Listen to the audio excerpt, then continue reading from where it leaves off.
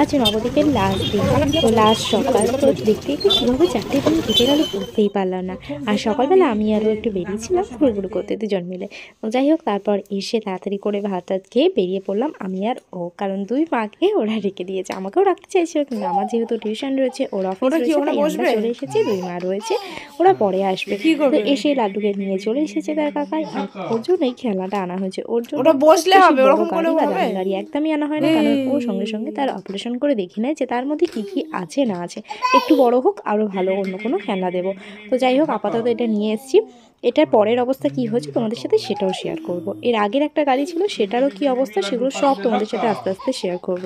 তো যাই হোক, এখন কাকাই আর লাড্ডু দুজনে মিলে খেলা করছে, আর আমি ওদের ভিডিও করছি। ও খুব মজা পেয়েছে, আর ও এই খেলাটা করতে না ভীষণ ভালোবাসে, জানো তো। তো যাই হোক, এখন আমি নিয়ে নিয়েছি বলে আমার দিকে তাড়াতাড়ি করে আসছে যে কীভাবে সেই খেলনাটা নেবে। আর সেদিনকে এসেছিলাম, ভীষণ টায়ার্ড ছিলাম, তো সেই কারণে বাবাকে বললাম, বাবা আলু ভাতে ভাত ডাল আর ডিম সেদ্ধ খাবে কি খাবে না। তো আমার জন্য করেছিলাম ডিমের পোচ। আমি এবার ডিম সেদ্ধ থেকে ডিমের পোচটা একটু বেশি ভালো খাই। ডিম মাত্রই ভালো খাই, কিন্তু তার সাথে পোচটা একটু বেশি প্রেফারেবল।